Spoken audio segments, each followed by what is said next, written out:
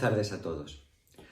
Cuando Julio César, en el año 49 a.C., cruzó el Rubicón, parecía tener claro los dos adjetivos con los que quería que la historia lo recordara: audaz y magnánimo.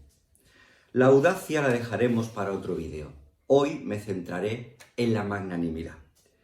Y para empezar diré que su etimología nos autoriza a definirla como grandeza de alma. En este sentido, no está de más recordar a Cicerón, cuando afirmó que toda dignidad, que toda reputación o todo honor, honestas en latín, emana de 4 cimientos: cognitio o conocimiento, communitas o cordialidad o incluso sociabilidad, moderatio o mesura y, por supuesto, magnanimitas, magnanimidad o grandeza de alma. Por ello puede decirse que la magnanimidad es uno de los pilares que sostienen la dignidad de las personas, o más concretamente, que sostiene la reputación de los gobernantes y de los políticos en general. Pero no se pierda de vista que no va sola, según hemos leído en Cicerón, sino que la magnanimidad debe ir acompañada por la prudencia que surge del conocimiento de uno mismo y de las cosas, cognitio, por la capacidad de discernir cuál es el bien común, communitas, y por el sentido de la contención, de la moderación y de la humildad, moderatio. En síntesis, la magnanimidad o grandeza de alma podría ser descrita como el hermoso corcel que hace avanzar a la sociedad gracias a la yunta que la mantiene unida a otros 3 hermosos corceles, respectivamente, discernimiento, unidad y cordura.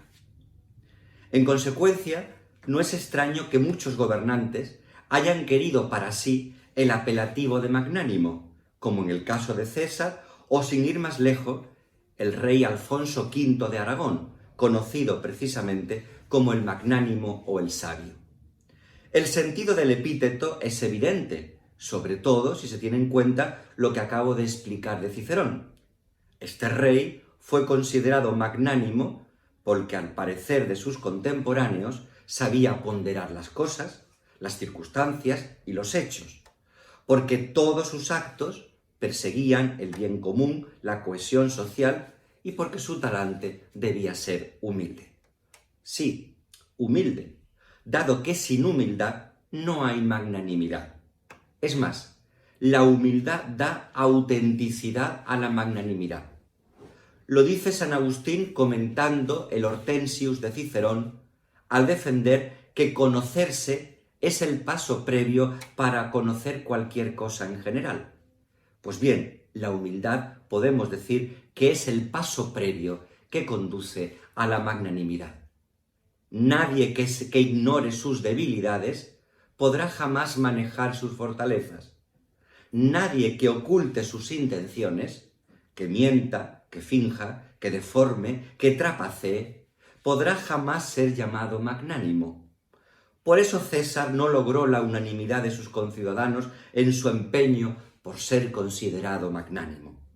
Véase, si no, el retrato que Lucano ofrece de él en la Farsalia, porque es cierto que César despertó muchas esperanzas con promesas de reparto de tierras o de abolición de deudas.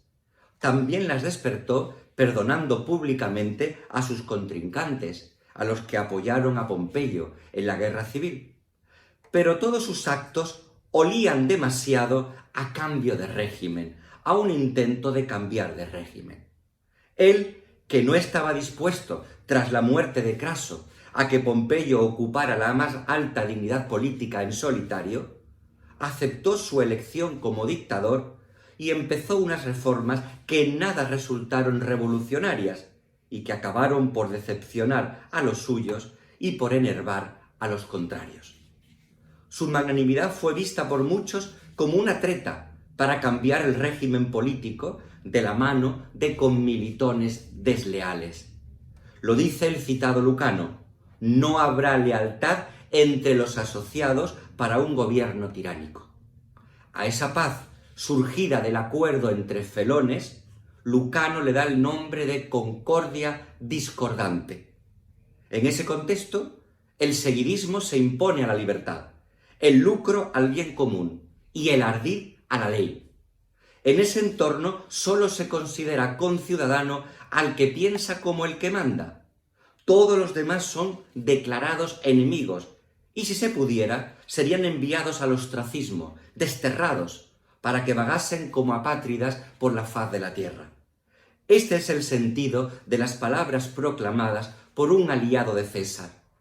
Yo te juro, César, que si me ordenas hundir la espada en el pecho de mi hermano, o en la garganta de mi padre, o en las entrañas de mi esposa encinta, por más que lo rehúse mi diestra, todo, sin embargo, lo haré cumplidamente. Amigos, estas palabras tremendas son posibles cuando el compañero se transforma en secuaz, cuando el consejero se transforma en adulador y cuando el amigo se transforma en subalterno. Por ello es tan importante la humildad en la magnanimidad. Incluso en la actualidad, un autor como Alexander Havard, al estudiar los principios del liderazgo, habla al mismo tiempo de la magnanimidad y de la humildad. Y la razón es clara: el soberbio jamás es magnánimo, sencillamente porque es incapaz de pensar desde el otro, desde el interés común, desde los principios éticos. En realidad, el soberbio habla de magnanimidad cuando quiere decir megalomanía o egolatría.